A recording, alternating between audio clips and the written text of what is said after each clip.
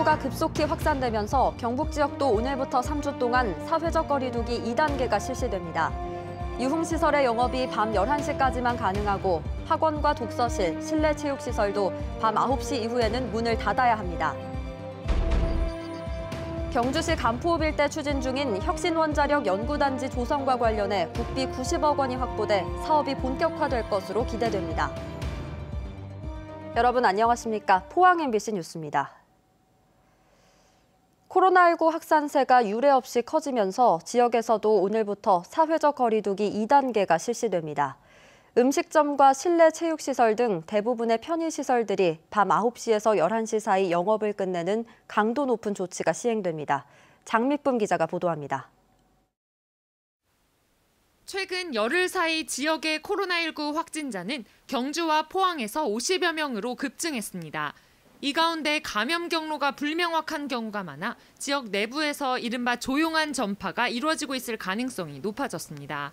겨울철이라 바이러스 생존력도 높고 일상적으로 다양하게 퍼져 있는 상황이고 젊은 사람들 사이에 많기 때문에 컨트롤이 쉽지 않아서 이에 따라 경북에서도 연말까지 3주 동안 사회적 거리 두기 2단계가 시행됩니다. 결혼식장과 장례식장은 물론 모든 일상생활에서 100명 이상의 모임이나 행사가 금지됩니다. 저희 예식장 같은 경우는 한 홀에 80명에서 85명 정도 가능하고요.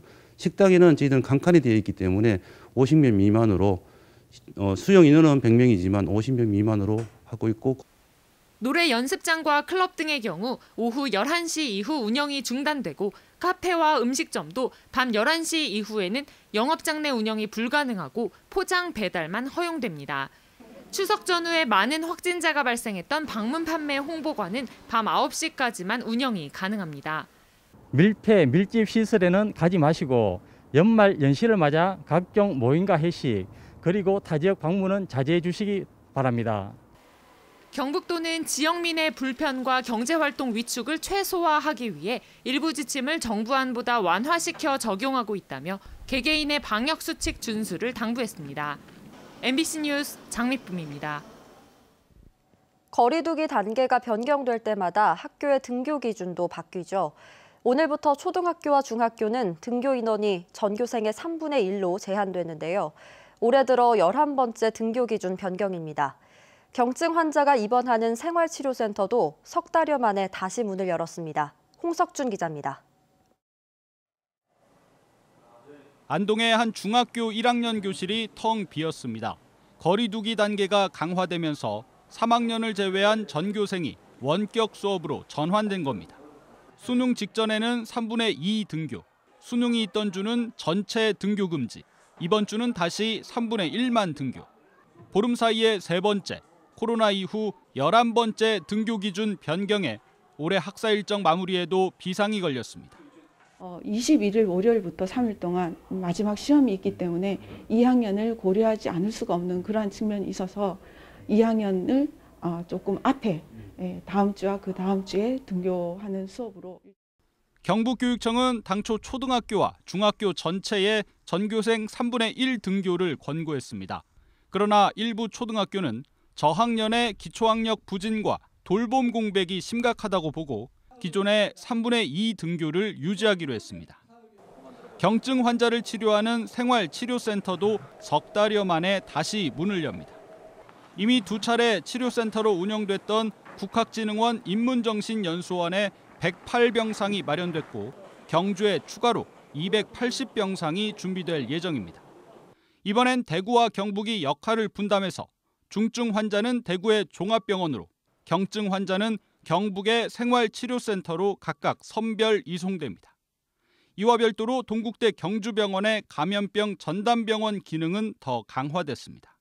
동국대 경주병원이 국가격리병상으로 지정되고 5병상을 12월 7일부터 25병상을 추가 지정을 받아서 총 30병상을. 열차 발매도 크게 축소됩니다. 코레일은 앞으로 3주간 모든 열차 좌석을 창측 자리만 판매하기로 해 사실상 객차 수용 인원을 50% 이하로 낮췄습니다. 이 밖에 상주와 청송, 영양군은 해맞이 행사를 취소했고 나머지 시군도 취소 쪽으로 가닥을 잡고 있습니다. MBC 뉴스 홍석준입니다.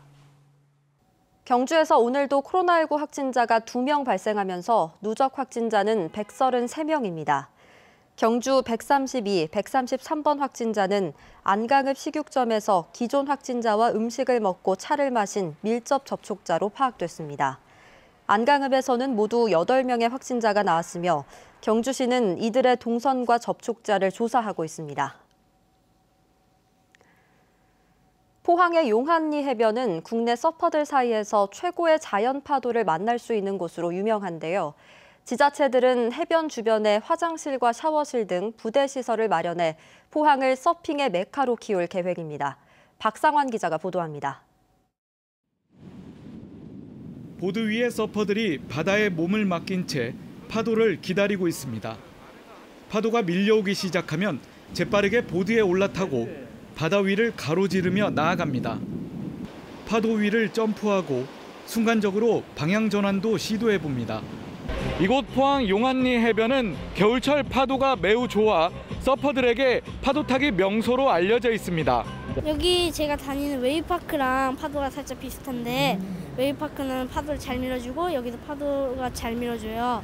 그런데 여기는 살짝 호주 같은 느낌이 들어요. 특히 추운 날씨에도 바다의 수온은 영상 5에서 10도 정도로 상대적으로 높은 편입니다. 파도가 기가 막히게 들어오고 전국에서 파도 제일 좋다고 할 만큼 꼽히는 것도 포항이기도 하고 다른 위쪽보다는 그래도 조금은 덜 추워서 겨울에 서핑하기로는 최고로 많이 꼽히는 장소인 것 같아요. 내년 도쿄올림픽 등 국제대회에 출전할 국가대표 선발전이 열리는 등 해양 스포츠 도시로서 포항의 위상을 알리는 계기가 되고 있습니다. 하지만 아직 서핑 관련 부대 시설은 부족한 실정. 포항에도 이게 샵들이 너무 많이 있어서 사람들이 편의시설을 이용하기도 수월은 하겠지만은 프리서핑을 하러 잠깐 온 사람들에게는 간단하게 씻을 수 있거나 이렇게 보드나 자기 장비들을 정비할 수 있는 그런 공간들이라든지 이런 게 조금 더 준비가 되면은 아무래도 좀 더 좋지 않을까요? 이에 경상북도는 내년 말까지 20억 원을 들여 편의시설을 조성할 계획입니다. 내년도 말까지 용한리 해변에 샤워장하고 탈의실, 화장실 등 편의시설을 설치해서 서퍼들의 불편사항을 좀 해소하고자 합니다. 그리고 서퍼비치 측면에 방파제가 있는데 그 방파제 조명 시설도 이제 설치를 해서 야간에도 서핑이 가능하도록 그렇게 할 계획입니다. 포항시는 내년에 전국 단위 서핑 대회 개최와 서핑 공공 스포츠 클럽 운영 등 종목 활성화에 나서기로 했습니다. MBC 뉴스 박상환입니다. 경주 혁신원자력 연구단지 조성을 위한 국비 90억 원이 확보됐습니다. 경주시는 내년도 정부 예산안에 국비 90억 원을 확보하면서 지역 발전의 한 축이 될 혁신원자력 연구개발 기반 조성 사업이 동력을 얻게 됐다고 밝혔습니다. 혁신원자력 연구단지는 경주시 간포읍 나정리와 대본리 일대 222만 제곱미터 부지에 사업비 7천억 원을 들여 2025년까지 원자력 연구와 지원 시설을 구축하는 사업입니다. 매년 5월이면 하얀 꽃이 만개해서 아름다운 경관을 자랑하는 포항시 흥해읍 이팝나무 군락이 천연기념물로 최종 지정됐습니다. 문화재청은 지난 1975년 경상북도 기념물 제21호로 지정된 의창읍 이팝나무 군락을 포항 흥해향교 이팝나무 군락으로 명칭을 변경하고 천연기념물 제561호로 지정했습니다. 천연기념물 지정에 따라 문화재 규제 강화에 대한 우려가 높았지만 문화재청은 도지정 문화재 지정 당시의 기준을 동일하게 적용하기로 결정하면서 흥해 지역 특별재생 사업은 차질 없이 진행할 수 있게 됐습니다. 경주 쪽샘 고분에서 1500년 전 신라 왕족 여성의 생활상을 엿볼 수 있는 유물이 나왔습니다. 화려한 장신구는 물론이고 특이하게 바둑돌이 나왔는데요. 왕족 여성도 바둑을 즐겼다는 흔적이 아닌가 추측해봅니다. 김기영 기자가 보도합니다. 황남대총 등 왕족 무덤이 즐비한 경주 쪽샘지구. 2014년부터 7년째 발굴이 계속되고 있는 쪽샘 44호분에서 금동관을 비롯해 금드리개, 금귀걸이, 금은 팔찌, 반지 등 장신구 일체가 나왔습니다. 황남대총이나 천마총 같은 최상위 계층 무덤에서만 확인됐던 디자인으로 미뤄 무덤의 주인은 귀족 가문의 소녀일 것으로 추정됩니다. 피장자 장신구의 모습을 보았을 때 피장자의 성별은 여성으로 추정을 하고 있습니다. 따라서 피장자는 신라시대 최고위계에 해당하는 왕족 여성의 무덤으로 추정을 하고 있습니다. 그런데 연구자들의 호기심을 자극한 유물은 따로 있습니다.